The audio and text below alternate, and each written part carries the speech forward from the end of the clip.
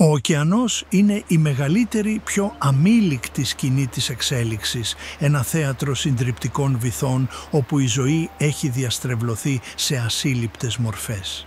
Εδώ αρχαίοι κανόνες παραβιάζονται και ταυτότητες αποβάλλονται σαν δέρμα. Ετοιμαστείτε να εισέλθετε στο απόλυτο εργαστήριο της ζωής, όπου η ομή δημιουργική βία της φύσης εκτίθεται πλήρως. Το ταξίδι μας ξεκινά στον ανοιχτό ωκεανό, όπου ένας όμορφος περιπλανόμενος κρύβει ένα θανάσιμο μυστικό. Κάτω από έναν λαμπερό ήλιο, η επιφάνεια του τροπικού Ατλαντικού είναι μια φαινομενικά άμορφη έκταση μπλε. Είναι ένας κόσμος σε συνεχή κίνηση που διαμορφώνεται από τον άνεμο και τα ρεύματα. Στην απέραντη αυτή υγρή πεδιάδα παρασύρεται ένα πλάσμα που φαίνεται να ενσαρκώνει το ίδιο το πνεύμα αυτού του περιβάλλοντος. Μια ιριδίζουσα κίστη με ροζ και βιολετή απόχρωση πιάνει τον άνεμο, με τη στέψη της να λειτουργεί ως πανί, οθώντας το σε ένα αθόρυβο άσκοπο ταξίδι. Αυτό είναι το πορτογαλικό Man o' War, η Φυσάλια Φυσάλης. Το κοινό του όνομα, που προέρχεται από την απόκοσμη ομοιότητά του με ένα 18ου αιώνα πολεμικό πλοίο υπό πλήρη ιστιοφορία, αποτυπώνει τέλεια την παθητική, οθούμενη από τον άνεμο, αλλά απειλητική του φύση. Διότι το Man o' War δεν είναι ένα ενιαίο ζώο, αλλά κάτι πολύ πιο σύνθετο και παράξενο. Είναι ένας συμφωνοφόρος, ένας αποικιακός οργανισμός. Περιγράφεται πιο σωστά ως μια απλωτή, ολοκληρωμένη πόλη κράτος που κατοικείται από χιλιάδες γενετικά πανομοιότυπα, αλλά άκρως εξειδικευμένα άτομα γνωστά ως ζωοειδή. Αυτό το αποικιακό σχέδιο σώματος αντιπροσωπεύει μια μοναδική εξελικτική πορεία. Αντί να αναπτύξει πολύπλοκα όργανα μέσα σε ένα ενιαίο σώμα, το Man o' War έχει ουσιαστικά αναθέσει τις ζωτικές του λειτουργίες σε ξεχωριστά εξειδικευμένα σώματα, όλα φυσικά και νευρολογικά ενσωματωμένα σε ένα συνεκτικό σύνολο. Αυτά τα ζωοειδή είναι οργανωμένα σε 4 ξεχωριστές ομάδες, καθεμία με έναν προκαθορισμένο μη διαπραγματεύσιμο ρόλο. Το πιο ορατό μέρος, ο πνευματοφόρος, είναι ένα ενιαίο μεγάλο ζωοειδές τροποποιημένο σε μια γεμάτη με αέριο κίστη που λειτουργεί τόσο ως πανί όσο και ως πλωτήρας. Κάτω από την ίσαλο γραμμή κρέμονται τα όργανα θανάτου της αποικίας, τα δακτυλοζωοειδή. Αυτά είναι τα μακριά σειρώμενα πλοκάμια που χρησιμεύουν ως κυνηγοί και υπερασπιστές της αποικίας. Ανάμεσά τους παρεμβάλλονται τα γαστροζωοειδή, τα οποία είναι ουσιαστικά κοινοί στόμαχοι. Κάθε ένα είναι ένα ξεχωριστό στόμα και πεπτικό σύστημα, υπεύθυνο για την κατανάλωση της λίας που εχμαλωτίζεται από τα πλοκάμια. Τα γονοζωοειδή είναι τα αναπαραγωγικά όργανα της αποικίας, αφιερωμένα αποκλειστικά στην παραγωγή των αυγών και του σπέρματος που θα σπείρουν στον ωκεανό την επόμενη γενιά αυτών των πλωτών πόλεων. Κανένα από αυτά τα μεμονωμένα ζωοειδή δεν θα μπορούσε να επιβιώσει μόνο του. Οι ζωές τους είναι άρρηκτα συνδεδεμένες, λειτουργώντας ως ένας ενιαίος υπεροργανισμός που αμφισβητεί την ίδια την έννοια του τι σημαίνει να είσαι άτομο. Αυτή η συλλογή ατόμων αποτελεί έναν τέλειο συνδυασμό λειτουργίας και θανατηφόρου δύναμης. Ο πνευματοφόρος μπορεί να ανυψωθεί έως και 6 ίντσες πάνω από το νερό, με τη διαφανή του κίστη να πιάνει το φως. Κάτω από αυτόν τον φαινομενικά ακίνδυνο πλωτήρα κρύβεται ένα φοβερό οπλοστάσιο. Η κουρτίνα των γαλαζοβιολετή πλοκαμιών δεν είναι απλά διακοσμητικά. Είναι κουρτίνες θανάτου με μέσο μήκος 33 πόδια, αλλά σε μεγάλα άτομα μπορούν να επεκταθούν σε ένα εκπληκτικό μήκος 165 ποδιών, ένα απέραντο παρασυρώμενο δίχτυ που ρίχνεται στη στήλη του νερού. Αυτά τα πλοκάμια είναι το πρωταρχικό εργαλείο της αποικίας για την εχμαλώτιση των μικρών ψαριών και καρκινοειδών που αποτελούν τη διατροφή της, παραλύοντας τα αμέσως με την επαφή. Το Manowar είναι ένας παθητικός νομάδας εξ ολοκλήρου στο έλεος των ανέμων και των ρευμάτων που το οθούν σε όλα τα τροπικά και εύκρατα νερά του πλανήτη. Αυτός ο τρόπος ταξιδιού συχνά οδηγεί σε μεγάλους στολίσκους που παρασύρονται στα παράκτια ύδατα και ξεβράζονται στην ξηρά, ιδιαίτερα μετά από ισχυρούς παράκτιους ανέμους, όπου ο κίνδυνος τους παραμένει πολύ μετά που φαίνεται να έχουν πεθάνει. Παρά τις φοβερές του άμυνες, το Manowar δεν είναι χωρίς θηρευτές. Είναι μια αγαπημένη πηγή τροφής για τη θαλάσσια χελώνα Loggerhead και τον τεράστιο ηλιόψαρο των ωκεανών, των οποίων τα παχιά δέρματα προσφέρουν προστασία από τα τσιμπήματα.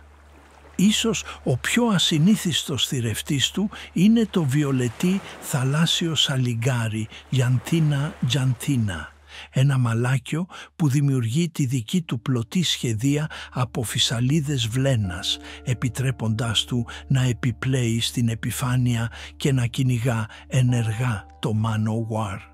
Αλλά η πραγματική του δύναμη δεν βρίσκεται στο μέγεθός του, αλλά στον μικροσκοπικό του οπλισμό.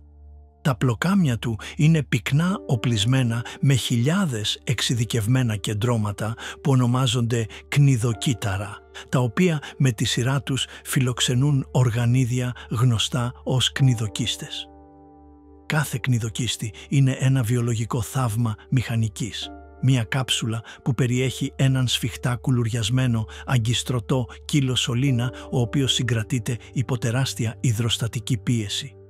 Με τη φυσική ή χημική επαφή, αυτή η ελαττηριωτή υποδερμική βελόνα εκτοξεύεται με εκρηκτική δύναμη. Μέσα σε 700 νανοδευτερόλεπτα, ο σωλήνας αναστρέφεται με μια εκπληκτική ταχύτητα, δημιουργώντας μια πίεση πρόσκρουσης αρκετή για να τρυπήσει το δέρμα του θύματός του και να του ενέσει ένα ισχυρό δηλητήριο. Αυτός ο μηχανισμός είναι τόσο βάναυσα αποτελεσματικός που οι κνιδοκύστες μπορούν να παραμείνουν ενεργές και να εκτοξευθούν πολύ καιρό αφότου το Manowar έχει πεθάνει και έχει ξεβραστεί στην ξηρά. Το ίδιο το δηλητήριο είναι ένα πολύπλοκο κοκτέιλ νευροτοξινών, πρωτεϊνών και ενζύμων σχεδιασμένο για ταχεία παράλυση και πέψη. Ένα σημαντικό συστατικό είναι η φυσαλιτοτοξίνη, μια ισχυρή αιμολυτική τοξίνη που προκαλεί την ταχεία ρήξη των ερυθρών αιμοσφαιρίων.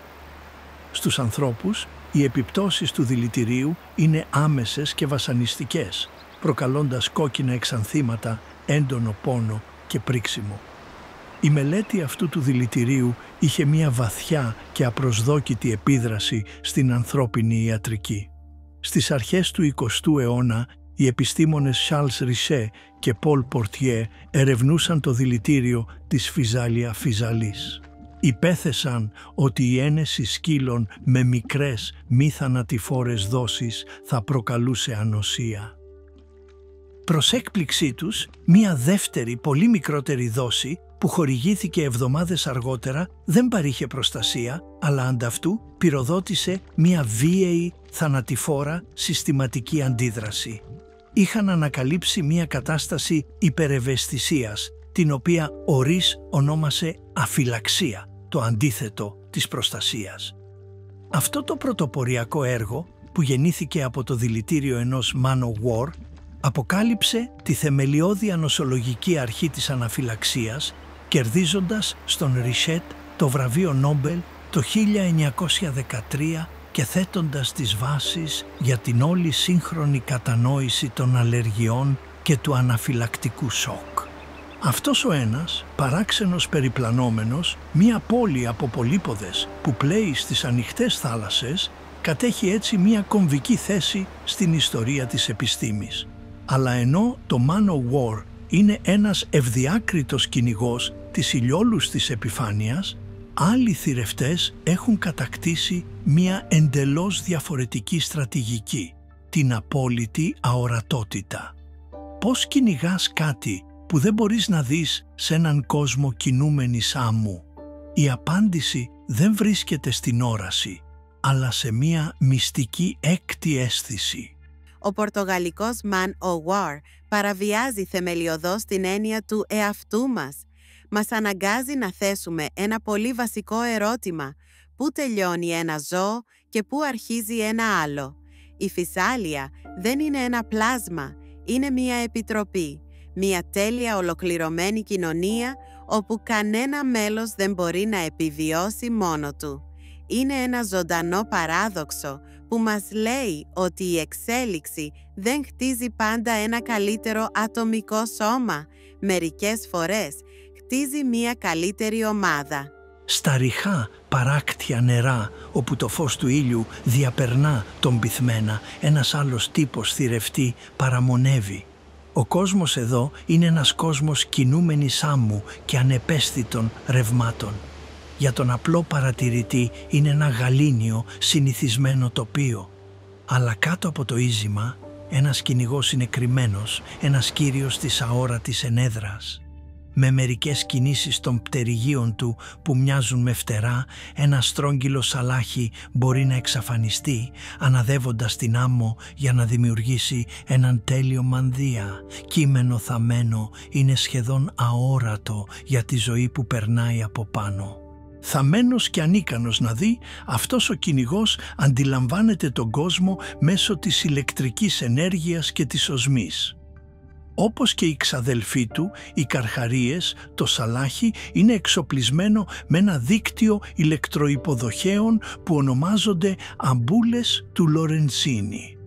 Αυτοί οι απίστευτοι πόροι γεμάτοι με ζελέ, συγκεντρωμένοι σε ένα πυκνό μοτίβο γύρω από το στόμα του, μπορούν να ανιχνεύσουν τα ελάχιστα ηλεκτρικά πεδία που δημιουργούνται από τις μυϊκές συσπάσεις και τις νευρικές όσεις άλλων ζωντανών πλασμάτων. Για το σαλάχι, η άμμος δεν είναι ένα αδιαφανές πέπλο, αλλά ένα ηλεκτρικά διαφανές μέσο. Η αμυδρή βιοηλεκτρική υπογραφή ενός καβουριού που σέρνεται ή ενός οστράκου που είναι θαμμένο ακριβώς κάτω από την επιφάνεια είναι τόσο ξεκάθαρη για το σαλάχι όσο μία σιλουέτα στον ουρανό. Μόλις εντοπιστεί ένας στόχος, το σαλάχι χρησιμοποιεί μια αδίστακτα αποτελεσματική τεχνική. Χρησιμοποιεί τα δυνατά του πτερίγια για να ανακατέψει το υπόστρωμα, δημιουργώντας ένα σύννεφο άμμου για να αποπροσανατολίσει και να εκθέσει το θύμα του. Για το σαλάχι, η άμμος δεν είναι ένα αδιαφανές πέπλο, αλλά ένα ηλεκτρικά διαφανές μέσο. Η αμυδρή βιοηλεκτρική υπογραφή ενός καβουριού που σέρνεται ή ενός οστράκου που είναι θαμμένο ακριβώς κάτω από την επιφάνεια είναι τόσο ξεκάθαρη για το σαλάχι όσο μία σιλουέτα στον ουρανό. Μόλις εντοπιστεί ένας στόχος, το σαλάχι χρησιμοποιεί μία αδίστακτα αποτελεσματική τεχνική. Χρησιμοποιεί τα δυνατά του πτερίγια για να ανακατέψει το υπόστρωμα, δημιουργώντας ένα σύννεφο άμμου για να αποπροσανατολίσει και να εκθέσει το θύμα του. Στη συνέχεια χρησιμοποιεί το πεπλατισμένο σώμα του για να καρφώσει το θύραμα στον βυθό, συνθλίβοντας τα σκληρά κελύφη με τα δυνατά σαν πλάκες δόντια του πριν δημιουργήσει μία ισχυρή αναρρόφηση με το στόμα του για να εισπνεύσει το γεύμα. Ο στόχος του σαλαχιού είναι συχνά ένας τεράστιος μεταναστευτικός στρατός με μία θεμελιώδη τροτότητα. Τεράστιες συγκεντρώσεις καβουριών αράχνης κινούνται κατά μήκος του βυθού, ένα ζωντανό χαλί από πόδια και καβούκια. Ως δεκάποδα καρκινοειδή, τα καβούρια ορίζονται από τις τρομερές τους άμυνες. Έναν σκληρό, ορυκτοποιημένο εξωσκελετό από χιτίνη και ένα ζευγάρι ισχυρών δαγκάνων. Αυτή η πανοπλία ωστόσο έχει μία θεμελιώδη τροτότητα. Για να μεγαλώσει, ένα καβούρι πρέπει περιοδικά να αποβάλει το άκαμπτο κέλυφός του σε μία διαδικασία που ονομάζεται έκδυση ή αλλαγή δέρματος. Για μία σύντομη περίοδο μετά την αλλαγή, το νέο, μεγαλύτερο κέλυφός του είναι μαλακό και εύκαμπτο, προσφέροντας ελάχιστη έως καθόλου προστασία. Κατά τη διάρκεια αυτής της περίοδου το καβούρι είναι εντελώς ανυπεράσπιστο. Αυτή η κοινή κυκλική τροτότητα είναι που οθεί πολλά είδη καβουριών να σχηματίσουν μαζικές συγκεντρώσεις για την αλλαγή δέρματος και το ζευγάρωμα. Υπάρχει ασφάλεια στους αριθμούς, αλλά είναι αυτή η ίδια τροτότητα που προσελκύει θηρευτές όπως το σαλάχι, μετατρέποντας τον βυθό σε μια ζώνη εξάλειψης. Ένα ενιαίο μεγάλο σαλάχι μπορεί να χρειαστεί να καταναλώσει έως και 50 καβούρια την ημέρα για να καλύψει τις ενεργειακές του ανάγκες. Για το σαλάχι, αυτές οι συγκεντρώσεις αλλαγής δέρματος είναι ένας ακαταμάχητος, απεριόριστος μπουφές. Αυτή η αντιπαράθεση γίνεται μια δραματική αλληλεπίδραση στρατηγικής και αντιστρατηγικής μεταξύ θηρευτή και θυράματος. Η προσέγγιση του σαλαχιού είναι άκρως στοχευμένη και αποτελεσματική. Χρησιμοποιώντας την ηλεκτροαίσθησή του, μπορεί να διακρίνει μεταξύ ατόμων με σκληρό και μαλακό κέλυφος. Αγνοεί σε μεγάλο βαθμό τα καβούρια με σκληρό κέλυφος, τα οποία αποτελούν ένα δύσκολο ενεργοβόρο γεύμα και μπορεί ακόμη και να αποτελέσουν απειλή με τις αιχμηρές τους δαγκάνες. Ανταυτού ξεχωρίζει τα αδύναμα ηλεκτρικά πεδία των ατόμων με μαλακό κέλυφος, την εύκολη και άφθονη λία. Τα καβούρια με τη σειρά τους έχουν εξελίξει μια εκπληκτικά εξελιγμένη συλλογική άμυνα. Τα άτομα με σκληρό κέλυφος, των οποίων η πανοπλία είναι απρόσβλητη στο σαλάχι, δεν φεύγουν. Ανταυτού σχηματίζουν ενεργά ένα προστατευτικό φρούριο γύρω από τους ευάλωτους, με μαλακό κέλυφος συντρόφους τους. Δημιουργούν μια πυκνή, ζωντανή ασπίδα από πόδια και καβούκια, ένα φράγμα που εμποδίζει φυσικά την πρόσβαση του σαλαχιού στους προτιμόμενους στόχους του. Καθώς το σαλάχι γλιστρά πάνω από τη συγκέντρωση, τα καβούρια στιβάζονται το ένα πάνω στο άλλο, δημιουργώντας έναν πολυεπίπεδο λόφο πανοπλίας που προστατεύει όσους αλλάζουν το δέρμα τους μέσα. Αυτός δεν είναι απλός αλτρουισμός, αλλά μια άκρως αποτελεσματική, εξελικτικά σταθερή στρατηγική.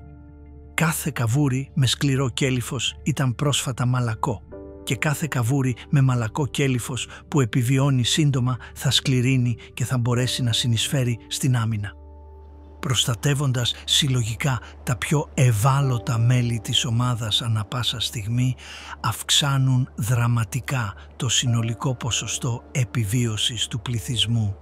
Η επίμονη θηρευτική πίεση του σαλαχιού έχει, κατά τη διάρκεια εκατομμυρίων ετών, λειτουργήσει ως μια ισχυρή επιλεκτική δύναμη, βελτιώνοντας και ενισχύοντας αυτήν την αξιοσημείωτη συνεργατική συμπεριφορά.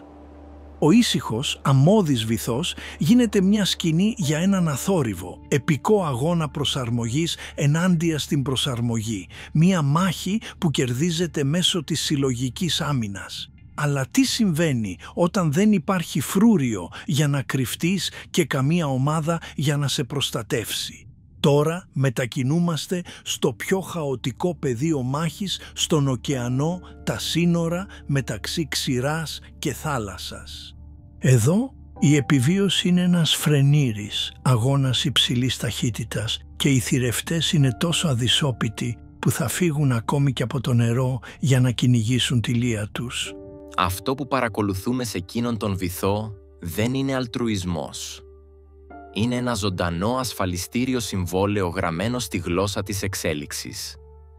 Το καβούρι με το σκληρό κέλυφος προστατεύει αυτό με το μαλακό όχι από καλοσύνη, αλλά επειδή ήταν πρόσφατα ευάλωτο το ίδιο και ξέρει ότι θα είναι ξανά. Είναι ένα κινούμενο φρούριο χτισμένο με πεφωτισμένο συμφέρον, όπου η επιβίωση του γείτονά σου συνδέεται άμεσα με τη δική σου. Αλλού, τα όρια μεταξύ ξηράς και θάλασσας δημιουργούν ένα από τα πιο απαιτητικά περιβάλλοντα στον πλανήτη. Η παλιροιακή ζώνη είναι ένας κόσμος που ορίζεται από τον αμήλικτο ρυθμό των παλιριών, ένα μεταβαλλόμενο πεδίο μάχης όπου οι κανόνες εμπλοκής επαναδιατυπώνονται 2 φορές κάθε μέρα. Το νερό που υποχωρεί αφήνει πίσω του ένα δίκτυο από βραχώδεις λίμνες, προσωρινούς, απομονωμένους κόσμους που συγκεντρώνουν τόσο πόρους όσο και κίνδυνο. Για τα πολύχρωμα καβούρια Sally Lightfoot, αυτό το ύπουλο τοπίο είναι ταυτόχρονα ένα ντουλάπι και ένα φράγμα. Για να φτάσουν στα πλούσια φύκια που αναπτύσσονται στους εκτεθειμένους βράχους, μια ζωτικής σημασίας πηγή τροφής πρέπει να πλοηγηθούν σε αυτό το επικίνδυνο έδαφος. Η επιβίωσή τους εξαρτάται από μια σειρά από απελπισμένα υψηλής ταχύτητας άλματα από το ένα ασφαλές καταφύγιο στο άλλο, αποφεύγοντας τις θανατηφόρες λίμνες που παραμονεύουν. Μέσα στις λίμνες κρύβονται θηρευτές που έχουν εξελίξει εξαιρετικές στρατηγικές για να εκμεταλλευτούν αυτό το ταξίδι.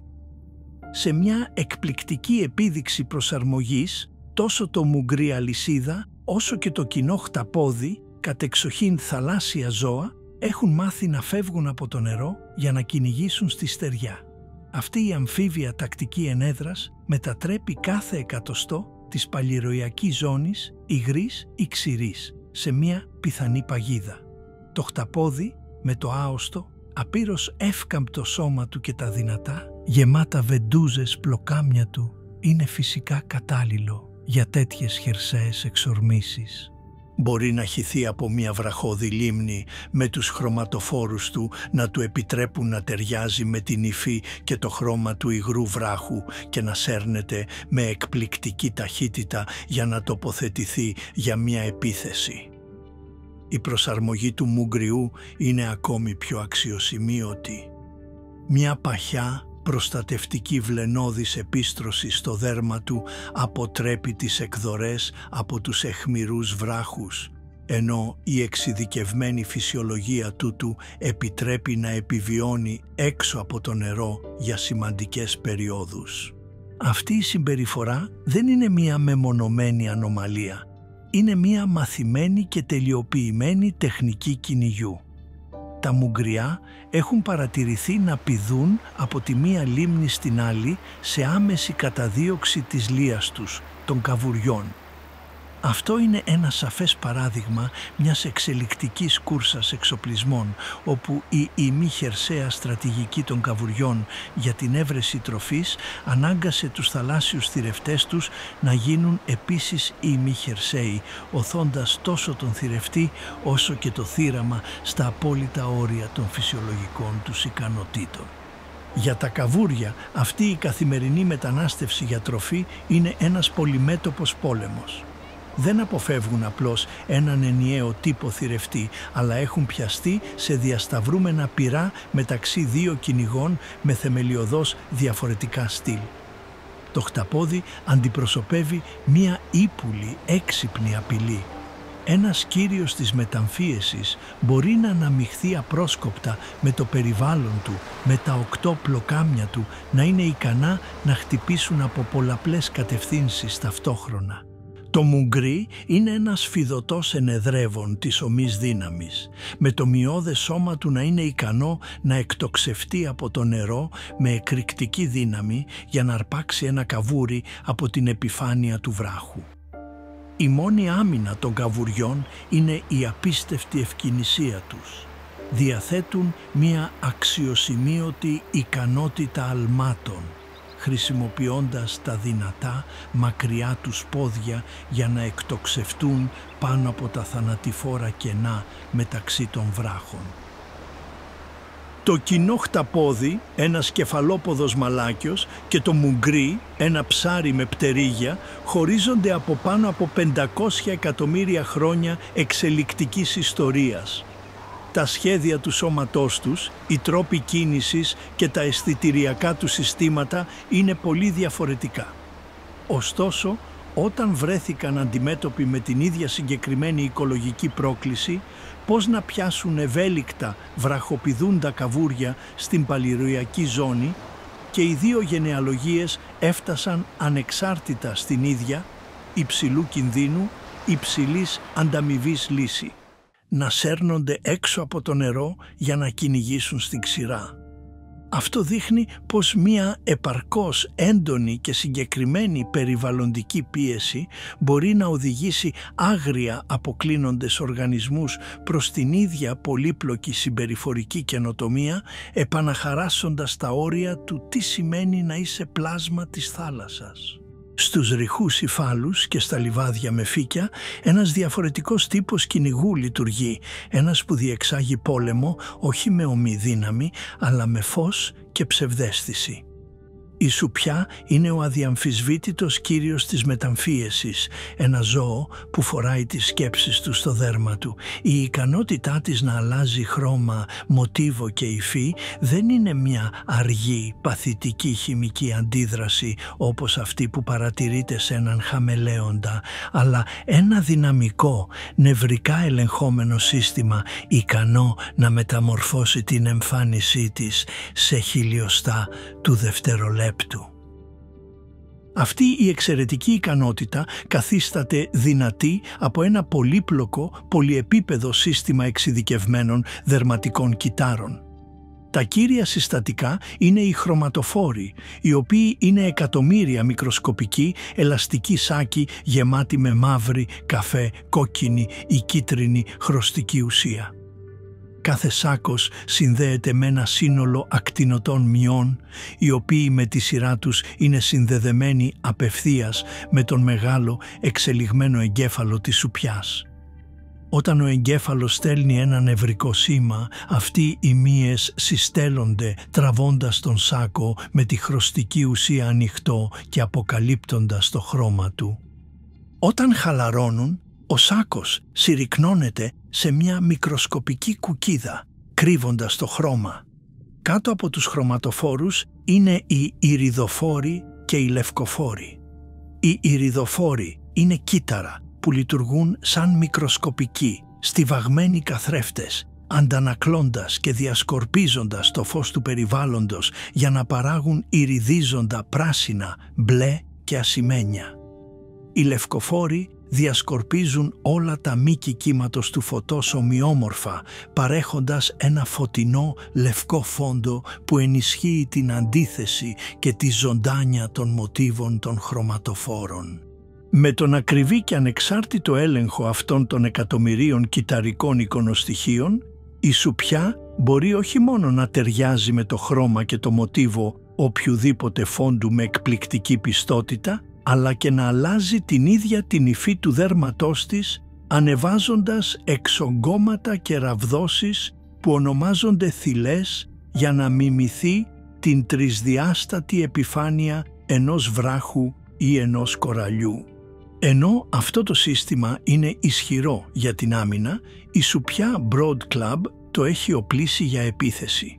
Όταν κυνηγάει λία όπως καβούρια ή γαρίδες, συχνά χρησιμοποιεί μία συγκεκριμένη συναρπαστική επίδειξη στις τελευταίες στιγμές της προσέγγισής της.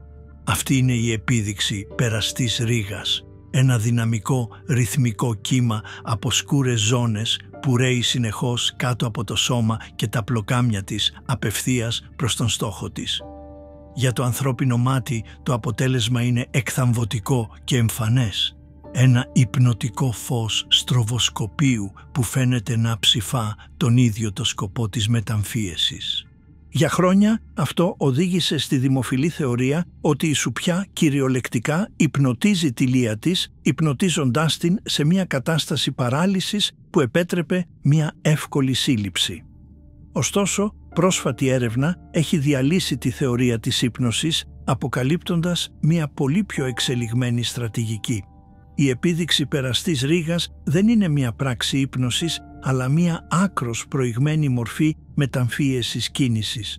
Η σουπιά δεν είναι ένας μάγος, αλλά ένας νευροεπιστήμονας. Δεν βάζει τη λία της σε έκσταση, αλλά εξαπολύει μια στοχευμένη επίθεση άρνησης υπηρεσίας στο σύστημα οπτικής επεξεργασίας της. Το οπτικό σύστημα του θυράματος, όπως και αυτό πολλών ζώων, είναι ιδιαίτερα συντονισμένο στην ανίχνευση του σχήματος ενός πλησιάζοντος θηρευτή. Οι ραγδαία κινούμενες ρήγες της σουπιάς εκμεταλλεύονται ένα κενό σε αυτή τη νευρονική αρχιτεκτονική. Οι ρίγες δημιουργούν μια συντριπτική ποσότητα οπτικού θορύβου, πλημμυρίζοντας τους νευρώνες ανίχνευσης κίνησης του καβουριού με τόσο πολλές αντικρουόμενες πληροφορίες που το πρωτεύον σήμα, το επεκτηνόμενο, πλησιάζον περίγραμμα του σώματος της σουπιάς, αποκρύπτεται αποτελεσματικά και δεν μπορεί να επεξεργαστεί. Ο θηρευτής γίνεται αόρατος, κρυμμένος πίσω από ένα συγκεχημένο και μη ερμηνεύσιμο μοτίβο κίνησης. Αυτό επιλύει με λαμπρότητα το θεμελιώδες πρόβλημα του πώς ένας θηρευτής μπορεί να κινηθεί και να παραμείνει κρυμμένος ταυτόχρονα. Αυτή η θεωρία υποστηρίζεται από πειράματα όπου τα καβούρια αντέδρασαν λιγότερο σε μοτίβα που μιμούνταν με ακρίβεια την επίδειξη κυνηγιού της σουπιάς, επιβεβαιώνοντας την απατηλή αποτελεσματικότητά της. Αυτή η αξιοσημείωτη τακτική συνδυάζεται με την εξαιρετική στερεοσκοπική όραση της σουπιάς, η οποία της επιτρέπει να χρησιμοποιεί την ανισότητα μεταξύ των δύο W σχήματος κορών της για να υπολογίσει το βάθος και την απόσταση με απόλυτη ακρίβεια. Αυτό εξασφαλίζει ένα τέλεια χρονομετρημένο χτύπημα με τα δύο ταχύτατα πλοκάμια της, τα οποία εκτοξεύονται από κρυμμένες θήκες για να αρπάξουν τη λία. Η επίδειξη περαστής ρίγας είναι ένα εκπληκτικό παράδειγμα του πώς η εξέλιξη μπορεί να παράγει λύσεις απίστευτης γνωστικής και νευρολογικής πολυπλοκότητας. Για να το αποκαλέσουμε μεταμφίεση είναι να το υποτιμούμε. Αυτός είναι γνωστικός πόλεμος. Η σουπιά δεν κρύβεται απλώς, χακάρει ενεργά το οπτικό σύστημα του θυράματός της. Δημιουργεί τόσο πολύ συγκεχημένο θόρυβο κίνησης που ο εγκέφαλος του καβουριού κυριολεκτικά δεν μπορεί να επεξεργαστεί την εμφάνιση του πλησιάζοντος θηρευτή. Η σουπιά γίνεται αόρατη όντας συντριπτικά ορατή. Δεν είναι μαγεία, είναι μια στοχευμένη νευρολογική επίθεση. Η σχέση μεταξύ ψαριών και πτηνών είναι μία από τις κλασικές δυναμικές θηρευτή θυράματος της φύσης. Συνήθως θεωρείται ένας μονόδρομος με το πουλί ως θηρευτή που εφορμά από τον ουρανό και το ψάρι ως θύραμα, ευάλωτο από ψηλά.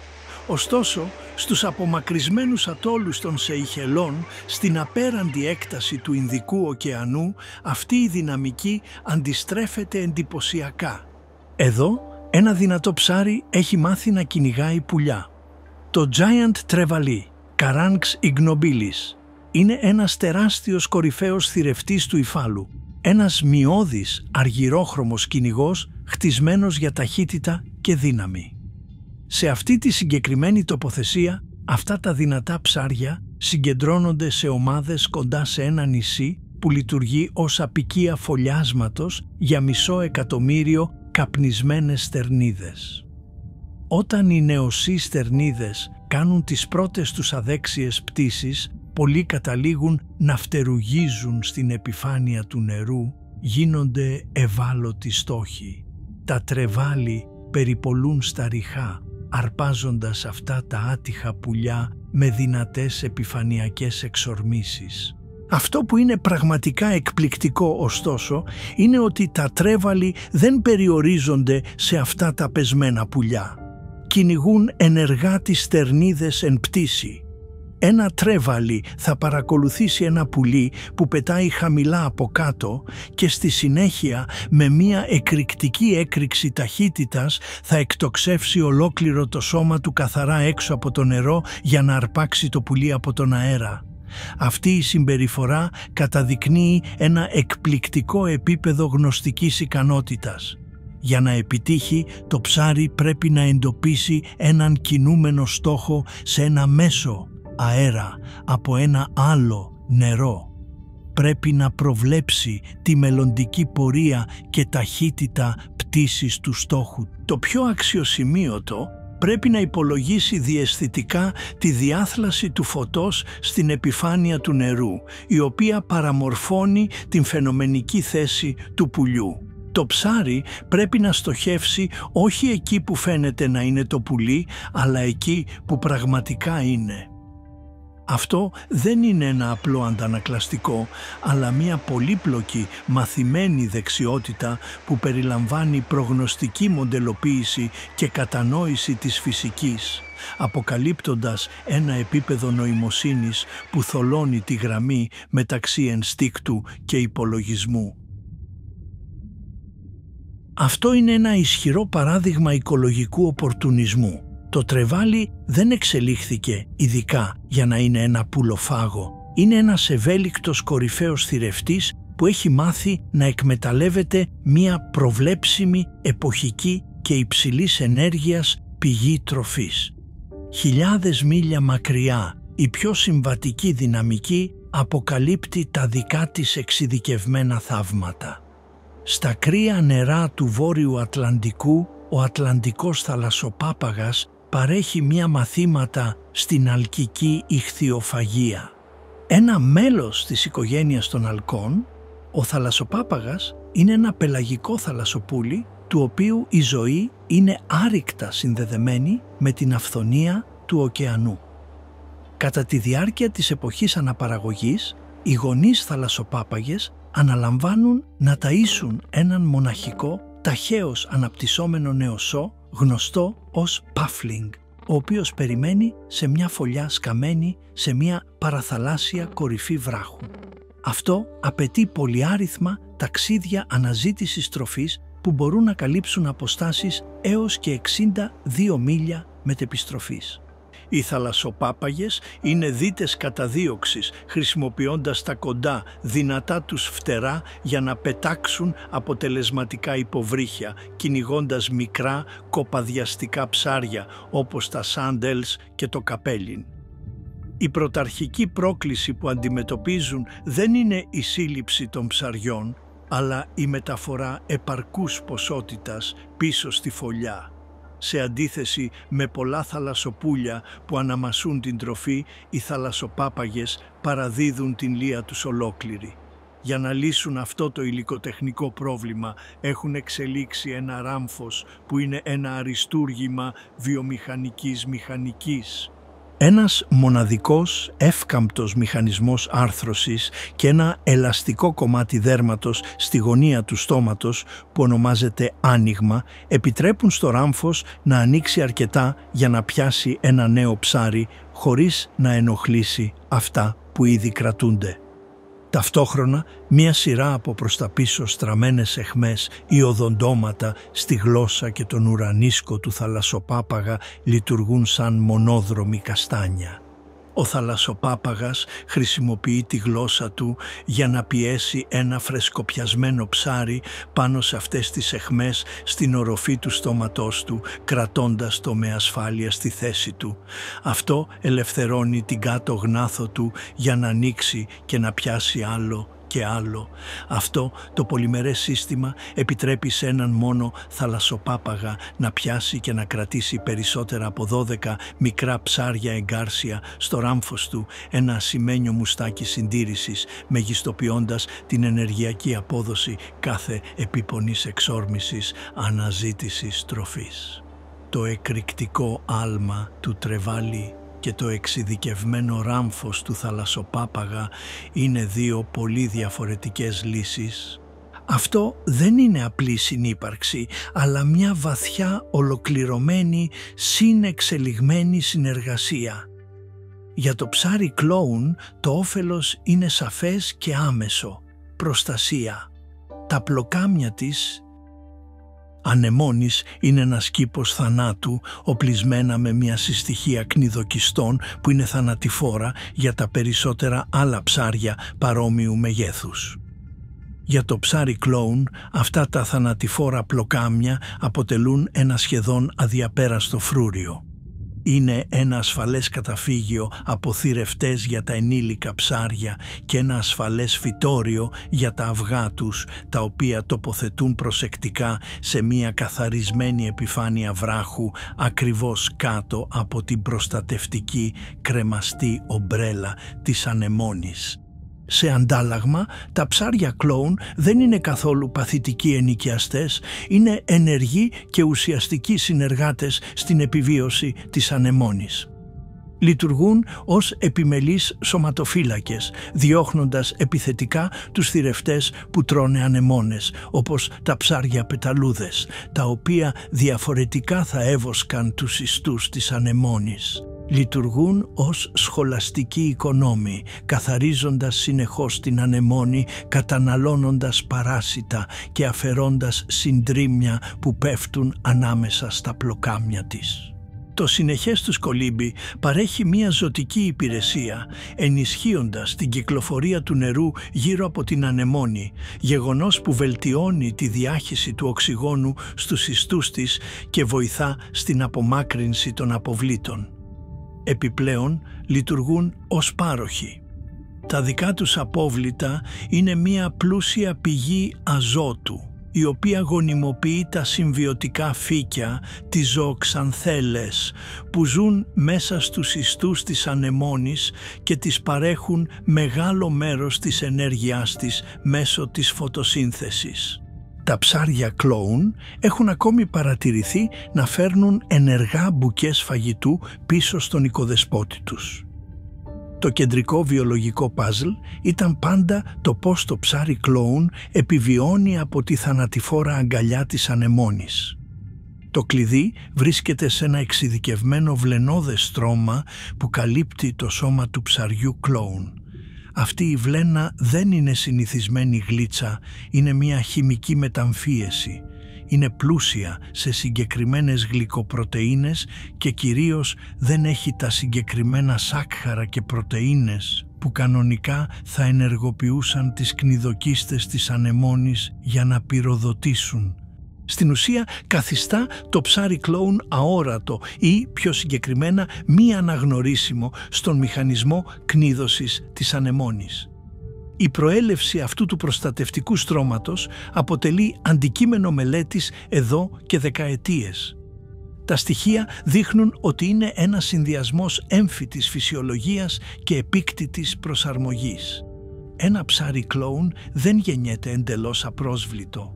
Πρέπει να περάσει από μία περίοδο προσεκτικού εγκληματισμού, έναν λεπτό χορό όπου τρίβεται απαλά πάνω στα πλοκάμια, ενσωματώνοντας σταδιακά μέρος της βλένας της ανεμόνης στη δική του επίστρωση, τελειοποιώντας έτσι τη χημική του μεταμφίεση. Μαθαίνει να φοράει το άρωμα του ίδιου του σπιτιού του. Αυτό το φρούριο της ανεμόνης είναι κάτι περισσότερο από ένα σπίτι, είναι η κεντρική οργανωτική αρχή της ομάδας. Επειδή μία κατάλληλη ανεμόνη οικοδεσπότης είναι ένας περιορισμένος και εξαιρετικά πολύτιμος πόρος, ευνοεί την ανάπτυξη μιας μικρής, σταθερής και αυστηρά δομημένης κοινωνικής ομάδας. Μια τυπική ομάδα αποτελείται από ένα ενιαίο, μεγάλο, κυρίαρχο θηλυκό αναπαραγωγής, ένα ελαφρώς μικρότερο αρσενικό αναπαραγωγής και πολλά ακόμη μικρότερα μη αναπαραγωγικά νεαρά αρσενικά.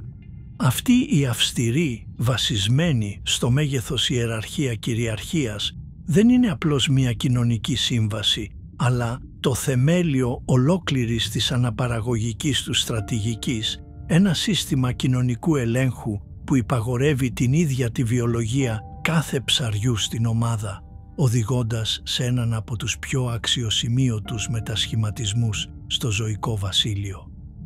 Το φρούριο της ανεμόνης, επομένως, είναι ένα πολυεπίπεδο οικοσύστημα που δένει τους κατοίκους του μαζί μέσω της συμπεριφοράς, της φυσιολογίας και μιας κοινής επισφαλούς ύπαρξης.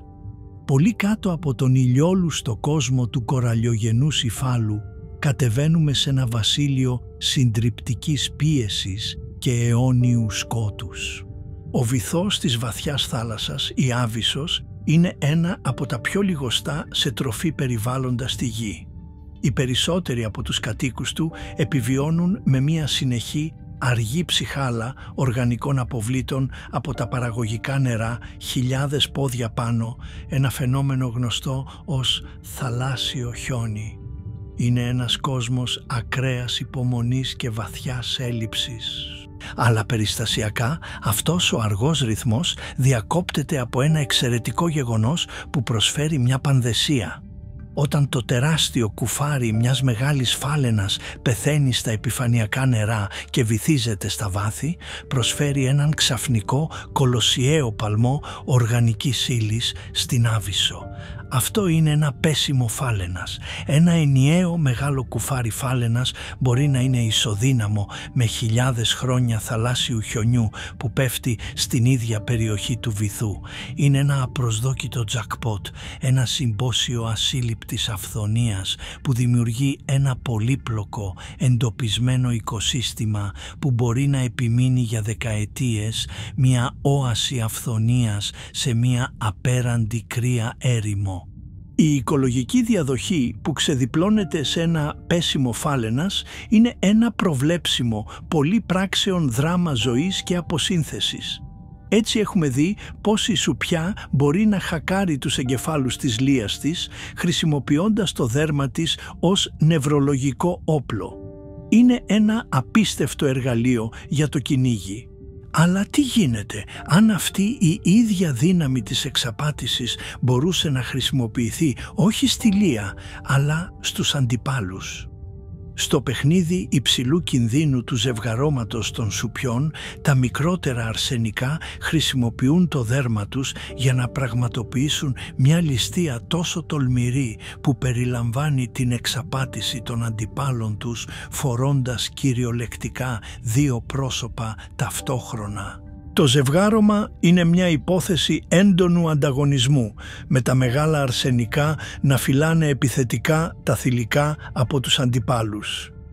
Μεταξύ ειδών όπως η γιγάντια σουπιά και η σουπιά του πένθους, μεγάλα κυρίαρχα αρσενικά χρησιμοποιούν το μέγεθος και τη δύναμή τους για να εξασφαλίσουν και να φυλάξουν επιθετικά τα θηλυκά από τους αντιπάλους. Αυτή η συμπεριφορά φύλαξης συντρόφου είναι κοινή. Ένα μεγάλο αρσενικό θα αποκρούσει όλους τους ανταγωνιστές, διασφαλίζοντας ότι μόνο αυτό έχει πρόσβαση στο θηλυκό. Αυτό δημιουργεί ένα τρομερό εμπόδιο για μικρότερα, πιο αδύναμα αρσενικά. Δεν έχουν καμία πιθανότητα να κερδίσουν μία άμεση σωματική αντιπαράθεση και διατρέχουν κίνδυνο σοβαρού τραυματισμού ή ακόμη και θανάτου αν προσπαθήσουν να αμφισβητήσουν ένα μεγαλύτερο καθιερωμένο αρσενικό. Αυτή η έντονη, στενή πίεση επιλογής, όπου το μέγεθος και η δύναμη είναι οι πρωταρχικοί καθοριστικοί παράγοντες της επιτυχίας, έχει οδηγήσει στην εξέλιξη μιας αξιοσημείωτης εναλλακτικής στρατηγικής ζευγαρώματος που βασίζεται όχι στη δύναμη αλλά στην καθαρή εξαπάτηση. Για να παρακάμψουν αυτά τα κυρίαρχα αρσενικά, μικρότερα αρσενικά σνίκερ έχουν εξελίξει μια στρατηγική καθαρής εξαπάτησης. Είναι μια τακτική στενής εξαπάτησης που καθίσταται δυνατή από το απαράμιλο, νευρικά ελεγχόμενο δέρμα τους. Η στρατηγική ποικίλει στην πολυπλοκότητά της ανάλογα με το είδος και το κοινωνικό πλαίσιο. Στις μαζικές συγκεντρώσεις αναπαραγωγής της γιγάντιας σουπιάς, ένα μικρό αρσενικό σνίκερ θα υιοθετήσει τα διάστικτα μοτίβα χρώματος και την παθητική στάση ενός θηλυκού. Στη συνέχεια κολυμπάει ήρεμα δίπλα σε ένα ζευγάρι που ζευγαρώνει, ξεγελώντας το μεγάλο φυλασσόμενο αρσενικό ώστε να πιστέψει ότι απλώς προστατεύει ένα επιπλέον θηλυκό. Όταν το μεγάλο αρσενικό αποσπάται στιγμιαία από έναν άλλο αμφισβητεία, το σνίκερ πετάει αμέσως στη μεταμφίεσή του, αναβοσβήνει τα ζωντανά μοτίβα ζευγαρώματος ενός αρσενικού και αρπάζει την φευγαλαία ευκαιρία να ζευγαρώσει με το θηλυκό πριν απομακρυνθεί. Η σουπιά του πένθους χρησιμοποιεί μια ακόμη πιο τολμηρή και γνωστικά απαιτητική εκδοχή αυτής της τακτικής. Όταν ένα αρσενικό σνίκερ τοποθετείται μεταξύ ενός αντίπαλου αρσενικού και ενός πιθανού θηλυκού συντρόφου, εκτελεί μια διπλή ή διπλή πλευρική επίδειξη. Στην πλευρά του σώματός του που βλέπει το θηλυκό προβάλλει τα παλόμενα, ριγέ σαν ζεύρα μοτίβα ενός αρσενικού που φλερτάρει.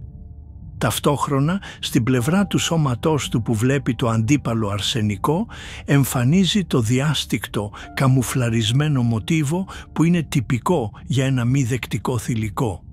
Αυτό το απίστευτο κατόρθωμα βιολογικής σηματοδότησης επιτρέπει στο σνίκερ να στέλνει δύο εντελώς διαφορετικά μηνύματα σε δύο διαφορετικά ακροατήρια ταυτόχρονα. Θέλω να ζευγαρώσω μαζί σου στο θηλυκό και είμαι απλώς ένα άλλο θηλυκό, τίποτα να δεις εδώ, στον αντίπαλο. Αυτή η πολύπλοκη συμπεριφορά είναι μια ισχυρή μαρτυρία των εξαιρετικών γνωστικών ικανοτήτων της σουπιάς. Η διπλή επίδειξη δεν είναι ένα απλό αντανακλαστικό, είναι μια υπολογισμένη, εξαρτώμενη από το πλαίσιο στρατηγική.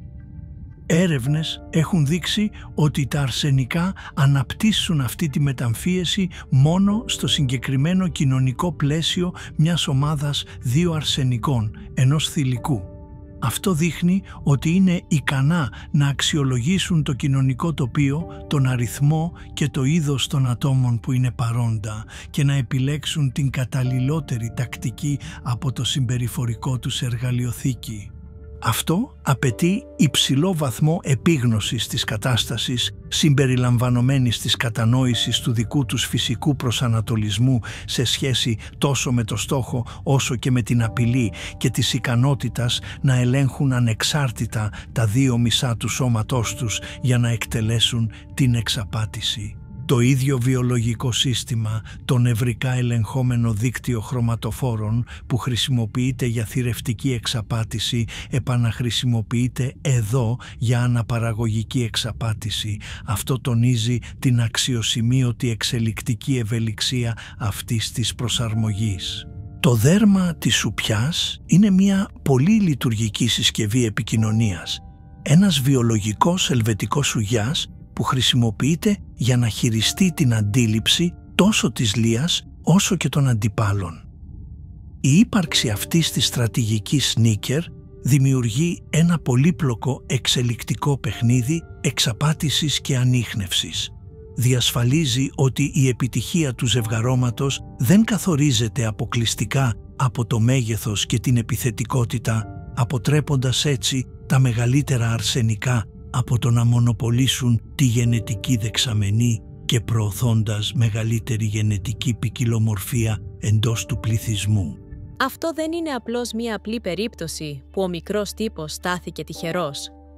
Είναι ένα εξελικτικό μάτς σκακιού υψηλού κινδύνου. Το μεγάλο αρσενικό παίζει με ομή δύναμη, μια στρατηγική βασιλιά και πύργου. Το αρσενικό σνίκερ παίζει σαν βασίλισσα, κινούμενο με απροσδόκητους τρόπους, χρησιμοποιώντας πονηριά και παραπλάνηση. Αυτή η δυναμική είναι ζωτικής σημασίας, επειδή διασφαλίζει ότι η επιτυχία δεν αφορά μόνο το μέγεθος. Η εξαπάτηση, σε αυτή την περίπτωση, είναι ένα ισχυρό εξελικτικό εργαλείο για τη διατήρηση μιας υγιούς, ποικιλόμορφης γενετικής δεξαμενής.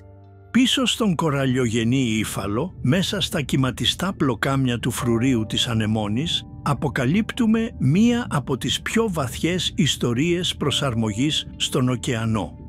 Είναι μια ιστορία που αμφισβητεί τις πιο βασικές μας υποθέσεις για την ταυτότητα, αποδεικνύοντας πως η κοινωνική δύναμη μπορεί θεμελιωδώς να ξαναγράψει τη βιολογία ενός ζώου. Για πολλά ψάρια των υφάλων, το φύλο δεν είναι ένα σταθερό χαρακτηριστικό, μπορούν να το αλλάξουν κατά τη διάρκεια της ζωής τους. Είναι διαδοχικοί ερμαφρόδιτοι, οργανισμοί που διαθέτουν την αξιοσημείωτη ικανότητα να αλλάζουν το φύλο τους σε κάποιο σημείο της ζωής τους. Τα ψάρια κλόουν είναι ένα κλασικό παράδειγμα αυτού του φαινομένου, εφαρμόζοντας συγκεκριμένα την πρωτανδρία, μια μορφή διαδοχικού ερμαφροδιτισμού όπου τα άτομα ξεκινούν τη ζωή τους ως αρσενικά και μπορούν αργότερα να μεταμορφωθούν σε θηλυκά.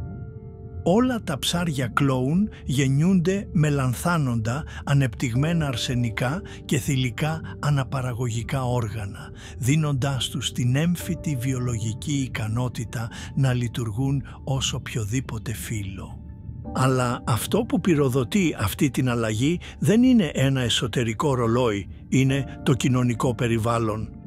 Αυτό αντιπροσωπεύει μία βαθιά αντιστροφή της τυπικής δυναμικής στις ιεραρχίες των ζώων.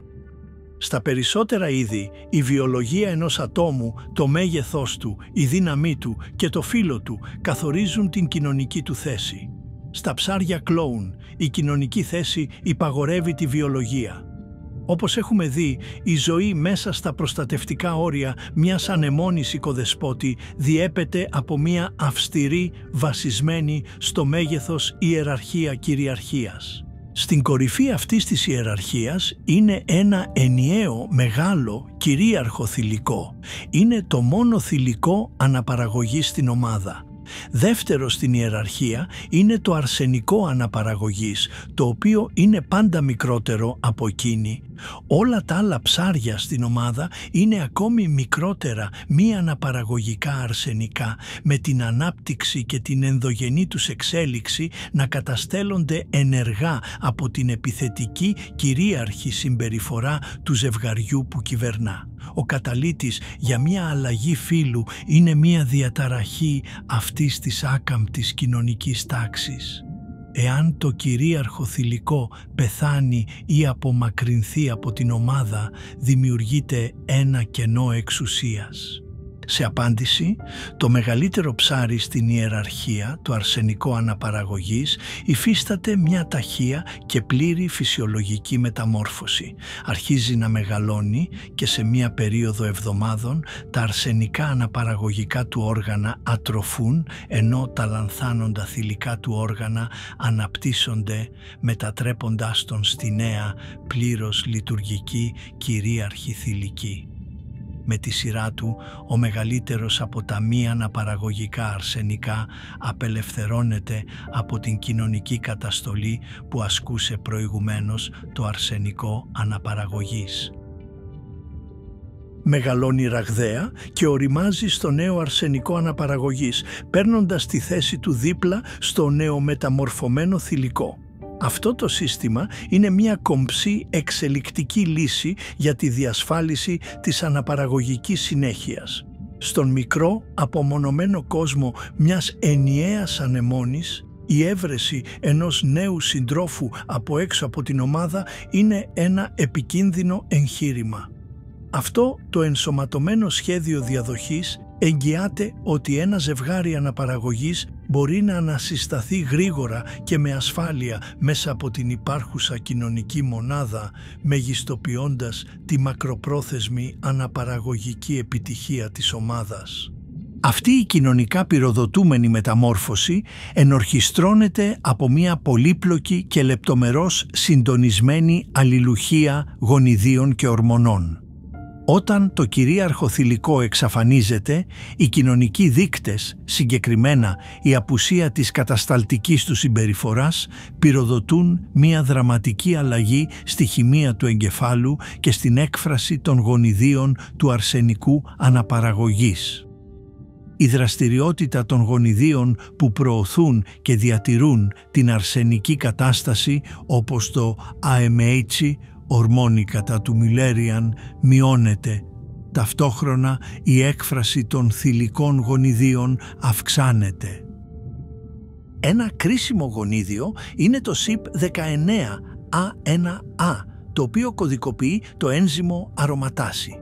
Η αρωματάση είναι το βασικό ένζυμο που είναι υπεύθυνο για τη μετατροπή των ανδρογόνων, αρσενικών ορμονών, σε ιστρογόνα θηλυκές ορμόνες.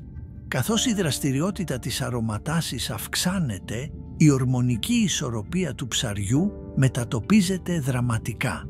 Αυτή η ορμονική αλληλουχία οδηγεί στην πλήρη φυσιολογική και λειτουργική αναδιοργάνωση της γονάδας, μετατρέποντάς την από έναν όρχη σε μία πλήρως παραγωγική οοθήκη.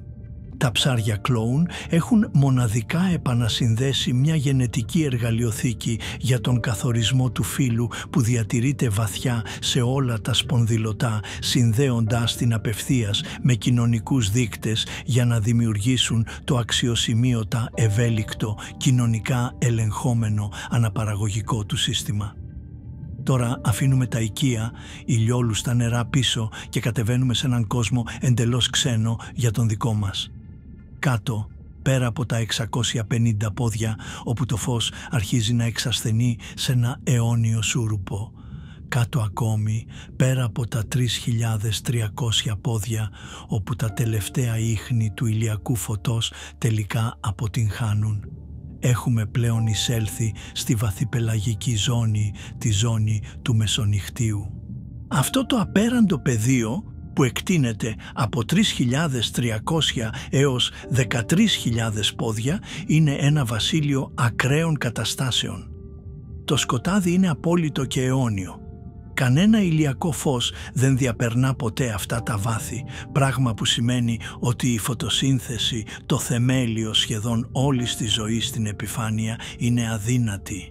Η πίεση είναι τεράστια, ανεβαίνοντας σε πάνω από 100 φορές την ατμοσφαιρική πίεση που νιώθουμε στο επίπεδο της θάλασσας, μια δύναμη που θα συνέθλιβε αμέσως οποιονδήποτε χερσαίο οργανισμό που δεν είναι ειδικά προσαρμοσμένο σε αυτήν. Η θερμοκρασία είναι σταθερή αλλά αδυσόπιτη, κειμενόμενη μόλις μερικούς βαθμούς πάνω από το σημείο πήξης. Ίσως η μεγαλύτερη πρόκληση είναι η έλλειψη τροφής. Μακριά από την παραγωγική επιφάνεια, οι κάτοικοι της ζώνης του μεσονυχτίου εξαρτώνται από μια ισχνή δίαιτα από θαλάσσιο χιόνι, εκείνη την αργή βροχή οργανικών αποβλήτων από ψηλά ή τη σπάνια ευκαιρία να θυρεύσουν ο ένας τον άλλον. Σε αυτό το σκληρό, σταθερό και αδυσόπιτο περιβάλλον, η επιβίωση έχει οδηγήσει στην εξέλιξη ορισμένων από τις πιο παράξενες και συναρπαστικές μορφές ζωής στον πλανήτη. Οι κάτοικοι αυτής της ζώνης είναι μια γκαλερί από φρικιαστικά, αλλά οι μορφές τους είναι απόλυτα λογικές.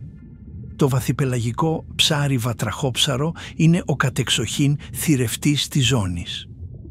Με πάνω από 160 γνωστά είδη, αυτά τα ψάρια έχουν κατακτήσει την τέχνη της εξοικονόμησης ενέργειας. Το θηλυκό είναι συχνά μια σφαιρική ζελατινώδης μπάλα με ένα κύλο στόμα γεμάτο με βελονοειδή προς τα πίσω στραμμένα δόντια.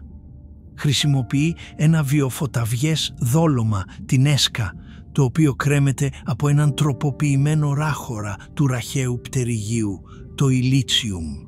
Αυτό το λαμπερό δόλωμα που τροφοδοτείται από συμβιωτικά βακτήρια προσελκύει σπάνια θυράματα απευθείας στις χιαγώνες της, εξαλείφοντας την ανάγκη για έναν ενεργητικά δαπανηρό κυνήγι.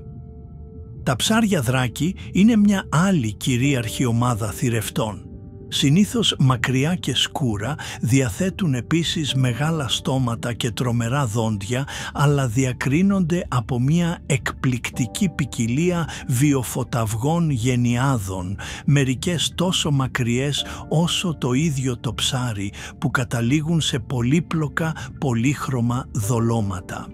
Το χταπόδι βαμπύρ, ένα ζωντανό λείψανο που δεν είναι ούτε μια αληθινή σουπιά, ούτε ένα χταπόδι, αμήνεται αναστρέφοντας τα ισοπεδωμένα πλοκάμια του πάνω από το σώμα του, δημιουργώντας έναν αμυντικό μανδύα επενδεδημένο με σαρκώδεις αγκάθια.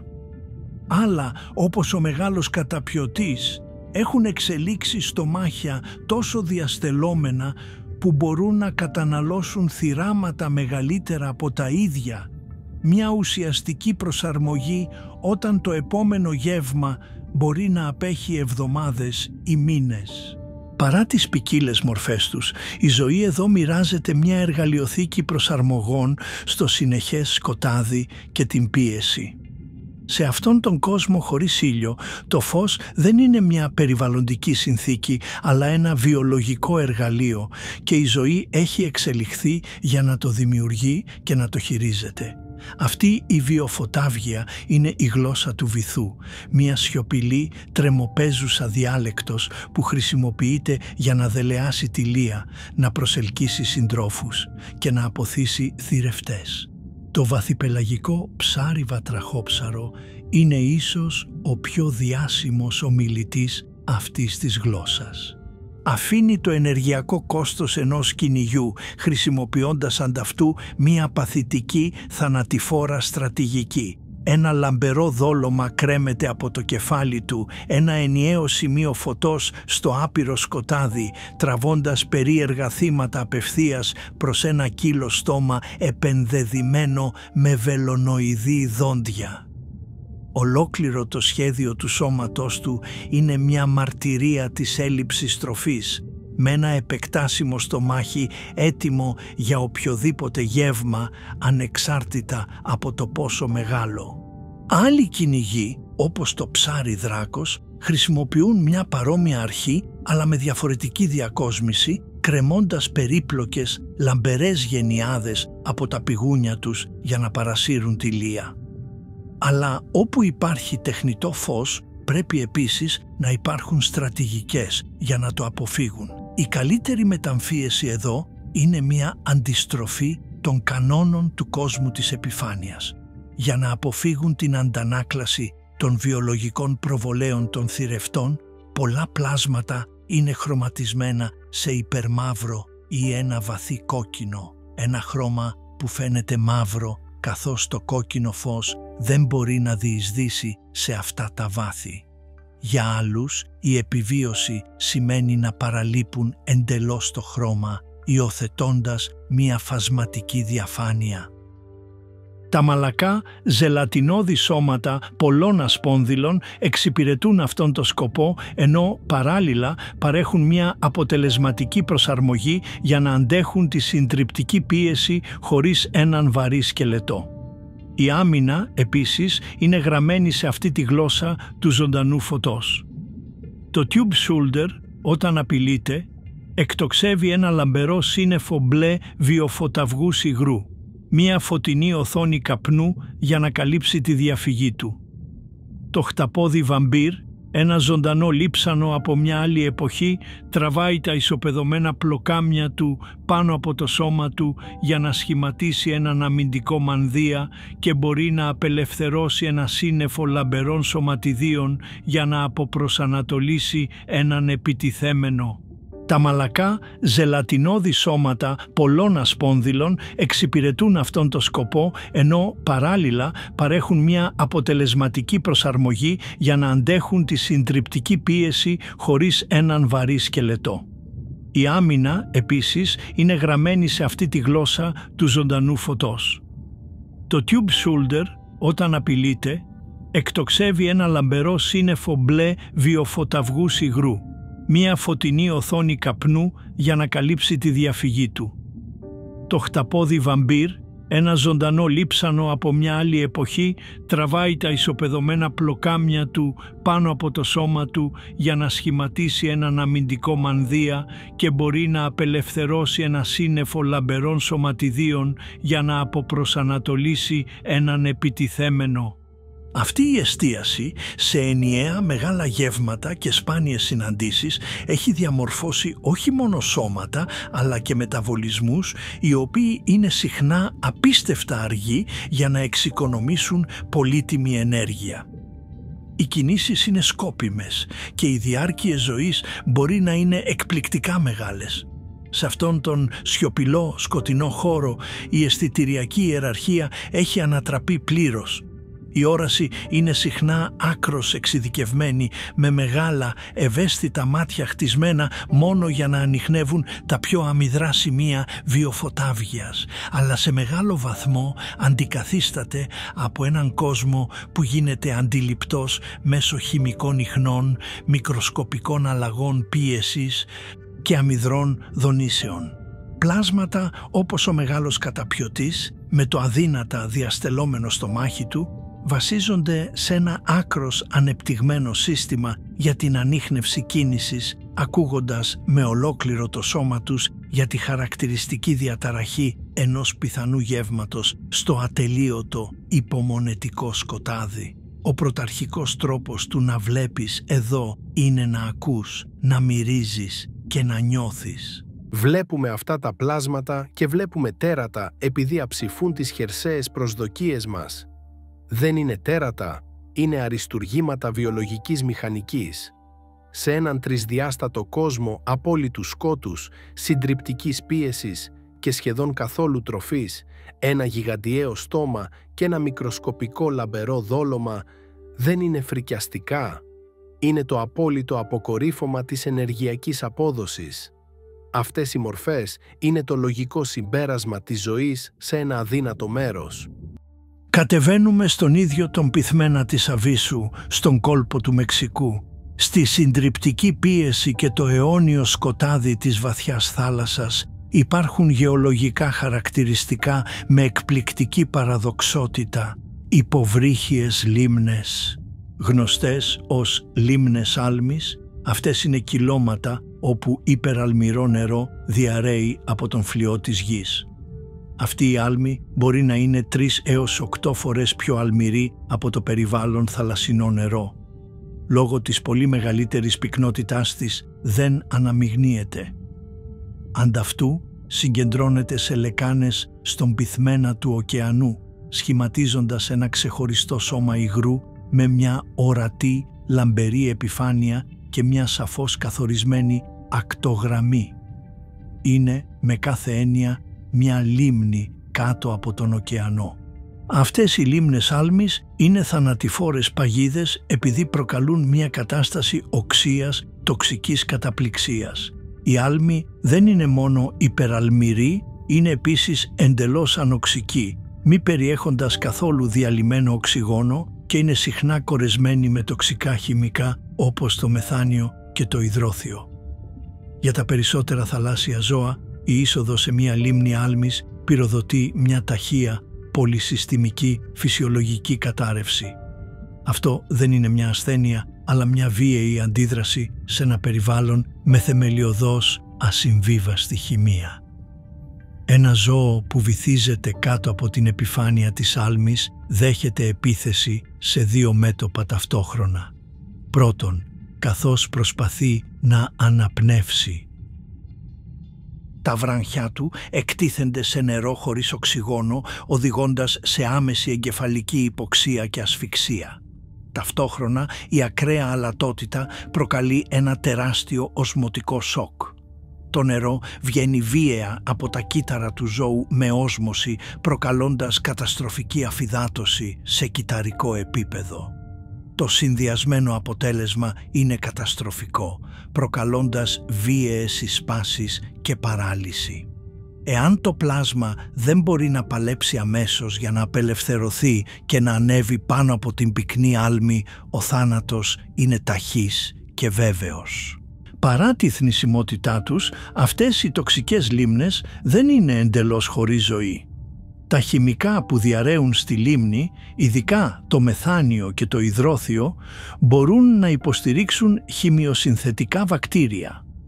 Αυτά τα βακτήρια αποτελούν τη βάση ενός μοναδικού και ζωντανού οικοσυστήματος που ευδοκιμεί ακριβώς στην ακτογραμμή της τοξικής λίμνης.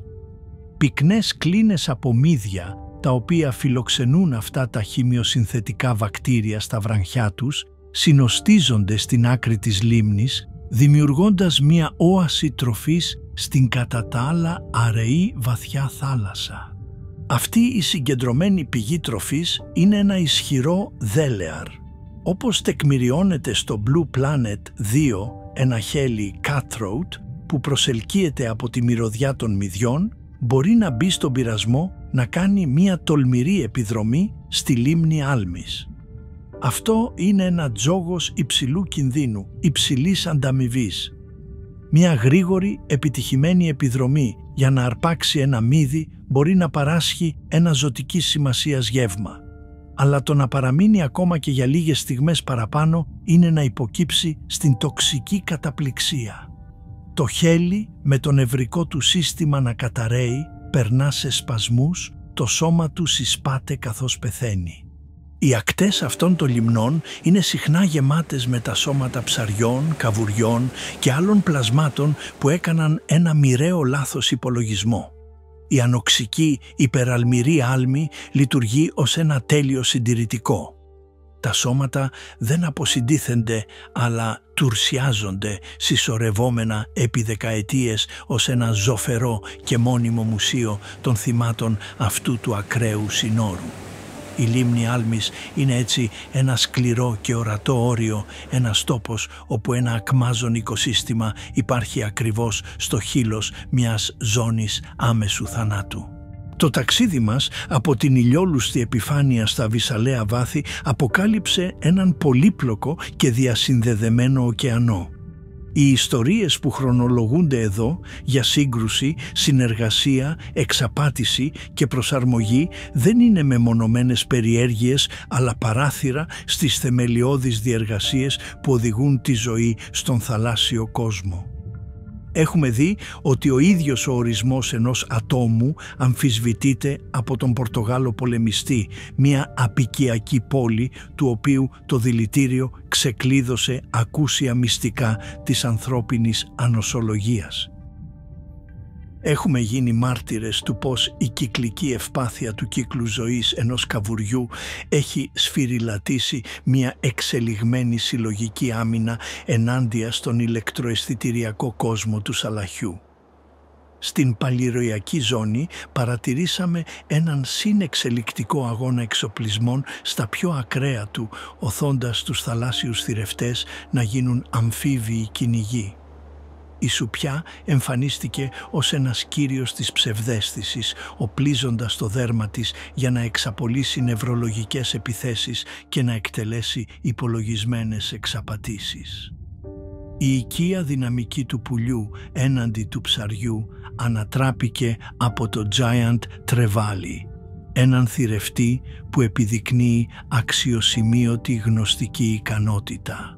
Το περίπλοκο κοινωνικό συμβόλαιο μεταξύ του ψαριού κλόουν και της ανεμόνης μας έδειξε πως η συμπεριφορά μπορεί να υπαγορεύσει τη βιολογία, κορυφώνοντας στην κοινωνικά πυροδοτούμενη μεταμόρφωση του ίδιου του φύλου. Στο συντριπτικό σκοτάδι της αβύσσου βρήκαμε έναν κόσμο όπου η ζωή δημιουργεί το δικό της φως, όπου οι τερατώδεις μορφές είναι λογικές λύσεις σε ακραίες φυσικές καταστάσεις και όπου ο θάνατος ενός γίγαντα μπορεί να σπείρει ένα ζωντανό χημειοσυνθετικό οικοσύστημα που διαρκεί για δεκαετίες. Ακόμα και στον πυθμένα του ωκεανού, στις τοξικές λίμνες της απελπισίας, ο καθολικός λογισμός του κινδύνου έναντι της ανταμοιβής οδηγεί τη συμπεριφορά στο απόλυτο όριό της. Κάθε μία από αυτές τις αφηγήσεις υπογραμμίζει ένα κεντρικό θέμα. Κάθε συμπεριφορά, ανεξάρτητα από το πόσο παράξενη, και κάθε μορφή, ανεξάρτητα από το πόσο περίεργη, είναι μία κομψή λύση στα περίπλοκα προβλήματα που θέτει το θαλάσσιο περιβάλλον. Τα βάθη του ωκεανού δεν είναι ένα σιωπηλό κενό, αλλά ένα δυναμικό θέατρο ζωής, ένα βασίλειο συνεχούς καινοτομίας, όπου τα μεγάλα δράματα της επιβίωσης, της αναπαραγωγής και της εξέλιξης συνεχίζουν να ξεδιπλώνονται με τρόπους που μόλις τώρα αρχίζουμε να κατανοούμε. Τα μυστήρια παραμένουν αχανή, αλλά με κάθε νέα παρατήρηση τα βάθη αποκαλύπτουν ένα ακόμη στρώμα της βαθιάς και εκπληκτικής τους πολυπλοκότητας.